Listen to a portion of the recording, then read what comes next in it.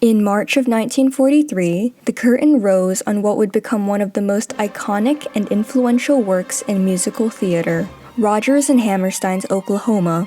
Based on a play by Lynn Riggs called Green Grow the Lilacs, Oklahoma wove together song, dance, and plot, painting a picture of romance and violence in the American Midwest. Defying musical comedy conventions of the time, Oklahoma's nuanced narrative and nostalgic subject matter propelled it to unprecedented levels of success, launching the golden age of Broadway and increasing the effectiveness of musical theater as a form of communication.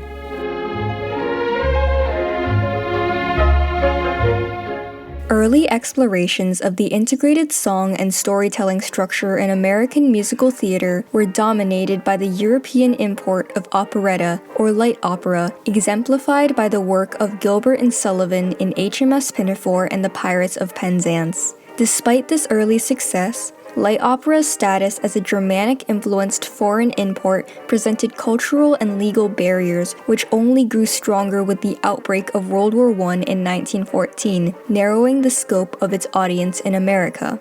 Following the end of World War I, musical theater of the Roaring Twenties traded story-centered operettas for extravagant dance routines and catchy comedic songs. Many shows, including the immensely popular Florenz Ziegfeld's Follies, were done in the revue style, featuring a series of short, disconnected sketches enhanced by large sets, elaborate costumes, and scantily clad chorus girls. Racial caricature-based entertainment was also popular, with minstrel shows and a 1916 musical comedy titled Chu Chin Chow garnering loud laughs and large crowds. There were attempts to challenge these conventions, including the 1927 musical Showboat and English-language operas such as Gershwin's Porgy and Bess, which embedded their music within serious, often racially cognizant frameworks. However, these early 20th century explorations of plot-centered musical theater were swept away in a flood of Great Depression-era escapist entertainment, which continued to capitalize off of large dance numbers and lighthearted gags.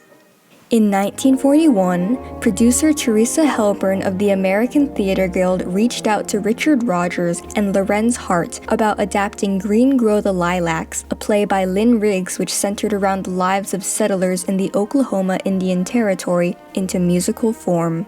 Hart, uninterested in the subject matter, dropped the project, prompting Oscar Hammerstein to step in as lyricist and writer for his first ever collaboration with Rodgers.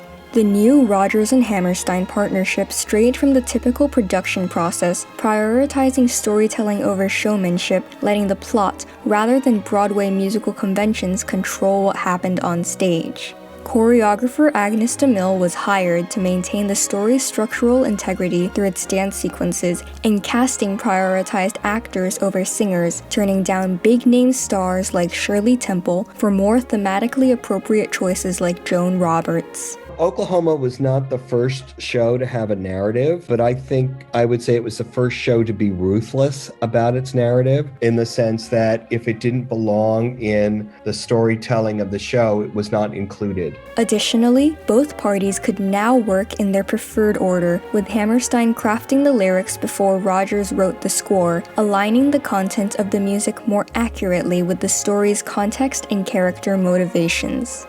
While production went smoothly, the uncertainty surrounding Rodgers and Hammerstein's collaboration style, the pressures of World War II, and the seemingly inane subject of Western ranchers made it difficult to find financial support. Philanthropist and well-known Broadway angel Howard Cullman turned the project down flat, while producer Mike Todd dismissed its chances of success entirely with the line, "No jokes, no legs, no chance."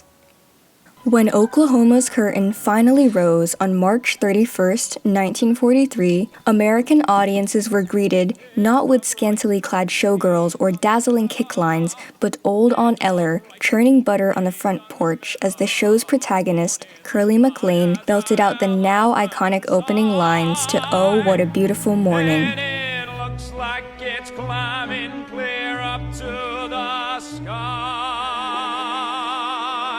Over the course of its 2-hour, 45-minute runtime, Oklahoma seamlessly wove hummable songs and eye-catching dance routines into a fully coherent, well-developed plot that, while exploring the romance between farm girl Lori and cowboy Curly, wasn't afraid to veer into darker or more abstract territory, showing on stage the death of main antagonist Judd and depicting Lori's internal conflicts and fears through an 18-minute dream ballet sequence. Oklahoma was highly praised for its refreshingly balanced integration of song, dance, and engaging storytelling. It relies not for a moment on Broadway gags to stimulate an appearance of comedy, wrote critic Lewis Nichols. Mr. Rogers' scores never lack grace, but seldom have they been so well integrated as this for Oklahoma. While the show received some criticism for its darker subject matter, with one audience member referring to it as loathsome, pestilential, and rotten, it appeased most viewers by smoothly transitioning between controversial and entertaining elements. 1 minute you've got this very risky dream ballet, and the next minute you've got a very traditional vaudeville number. So people are entertained enough to sort of take in the more complicated themes. In addition to its seamless execution, the show's optimistic portrayal of the rural heartland struck a chord with the American people amidst the turbulent atmosphere of World War II. Soldiers and sailors were given free passes to see the show, which became a poignant reminder of the American home front they were fighting for. War correspondent John Hersey later wrote to Rogers about a memorable morning on the Italian front.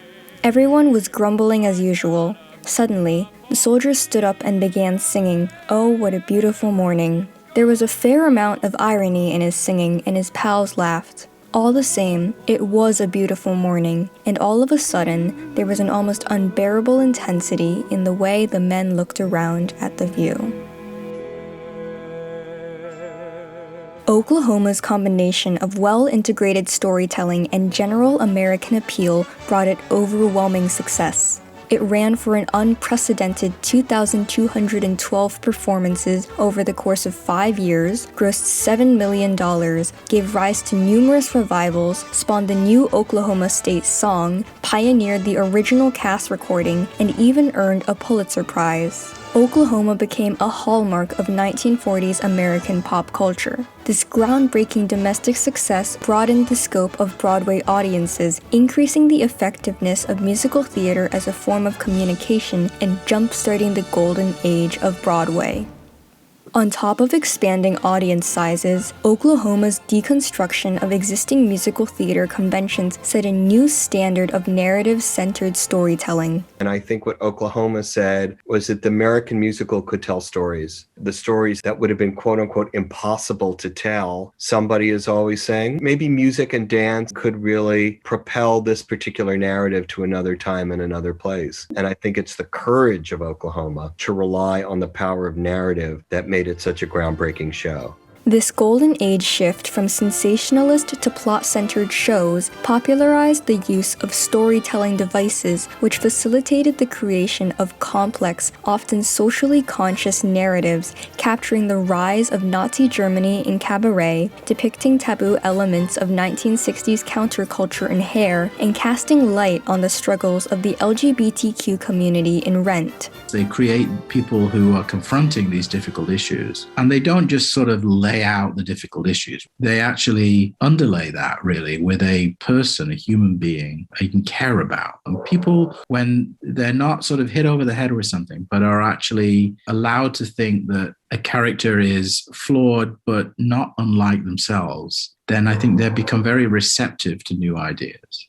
In 2019, Oklahoma was revived, not as a glowing portrayal of the American Midwest, but a dark exploration of the dangers of community-sanctioned ostracization. Yet, this reinterpretation was made possible only through the precedent set by the original 1943 version. By kickstarting the golden age of musical theater, Oklahoma transformed Broadway into one of America's most effective means of communication, an endless source of social commentary and taboo topics made palatable for the public through catchy tunes and tight choreography. And so, with its flawless blend of nostalgia, music, and plot, Oklahoma raised the curtain on a new age of nuanced storytelling in Broadway, forever cementing its position as the American musical.